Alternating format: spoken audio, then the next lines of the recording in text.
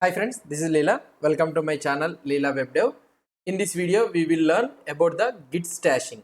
So what is this Git stashing and when we need to use this Git stashing? So now Git stashing, let's try to see when this Git stashing is useful. Okay, before learning about the Git stash, so let's try to see when we need to use this Git stash. So normally we have learned so many of the commands, right? So now where this Git stash will actually fit into, we'll try to see. Now the scenario is, so when it will come is, normally we will try to see a scenario.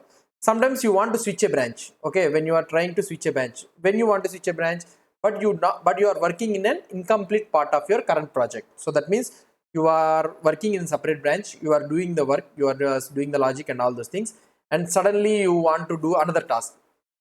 Now you don't want to make a commit of that half done work. So whatever the work you have did is so half only. So now you don't want to make a commit for that one. So then where it will be useful, then git stashing allows us to do so. Okay, normally up to now what we have learned using this current knowledge, so what we can do if we keep that git stash apart, what we'll try to do, normally when you switch a branch, okay, you will commit the code and switch to the new branch. So that means what we will try to do, so when you are committing in a new, when you are doing the work in a branch means, so when you got a chance, when you have a work on another branch or you want to do the bug fix or anything means, whatever the work you have did, you will commit that one and you will switch to the new branch. This is the common thing. Now without committing, if you switch a branch, okay, without committing, if you switch a branch, what will happen, two things will happen. Okay, you can assume that two things can happen. What will happen is, now you have done the changes are there in that branch only. Now you suddenly you switch to the branch without committing that code. What will happen is, the branch will be shifted carrying those changes to that current branch. Okay, you need to understand this one. So carrying those changes to the current branch. And the second thing what will happen is, Git will not allow us to switch the branch until and unless and ask us to commit or stash the changes. Okay, here you will get the stash.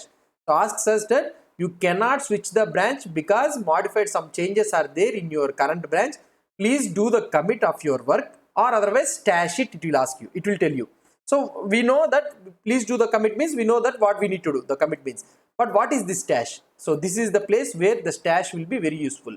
And we know that we don't want to commit that half done work. Then that means we cannot commit that code. We need to do the stashing only. Okay. So let's try to see. Now what we can say by this one, so the git stash command enables you to switch branches without committing the current branch. Okay, you need to understand the definition. The git stash command, what it will try to do, it will enables you to switch the branches without committing your current branch. That means without committing your changes in your current branch. So the git stash will allows you to switch the command. The stash meaning is generally what we can say is store something safely in a hidden place. So that means it will not commit your changes, but it will store the changes, whatever the changes you have made in your current branch, the half done work, it will store that one safely in a hidden place. The sense in Git is also the same for stash. Okay, so the same thing. Git temporarily saves your data safely without committing. So that is the main definition for the stash. Okay, now let's try to see in the real-time scenario when this stashing situation will occur. So normally what I can say is, so let me escape this one. So let's go to the project here. So now what I am here, I am in the git stash. Okay, let's go. So now what I will try to do is, I will try to create a new project, that is nothing but mkdir git stash. Okay, git stash. So I am creating a project. So let's go into the git hyphen stash. Sorry, cd git hyphen stash. So I went into this project. Now what I will try to do, this one is a empty plain new project. So let initialize the repository. So I have initialized the repository. So let me clear this one all. So now in the master, now I am in the master. What I will try to do is, I will try to create one file, index.txt. Okay. So what I will create index.txt file. Okay, fine. So let me do these changes. So let me save this. I will add it, git add dot. Okay. So git commit hyphen m. So create text file. Okay, so I have created a index file. That's it. Now what I will try to do, I will create a feature. Now I shifted, so I want to work out in a feature, so I can use git checkout hyphen b. So I am working on a feature. Let's say feature. So I shifted back. So what I can have the index.txt with me. So why? Because I have committed in the master. So after creating the index.txt, I have created a branch. Fine. So now I will create a feature file. So feature.txt. So now what I will try to created feature file, whatever thing you want, you can write it. So you are working on the feature file. I have saved it. Now immediately, so we can check the status. So now it is in the working area. So it is modified. So now immediately one of my project manager has called me and told me that don't work on that feature right now. So we have a urgent bug fix to be worked. So please do the bug fixing that now. So now what I need to do? So now I need to shift the branch. So I need to go to the master and I take the new branch, something like hotfix or bug fix, and I need to work on this one. So now, but I am still working on this feature. I don't want to commit this code. So what I can do? One thing is, so I can directly check out master. Okay, so I switch it to back to the master immediately. So what happens to the feature? So if you try to check the status, okay, so if you try to check the status, see the feature.txt is there file here.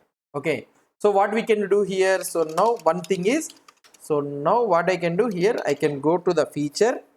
So I can go to the feature. Okay, so here in the feature, so one thing is I can add it here. So I can commit the feature.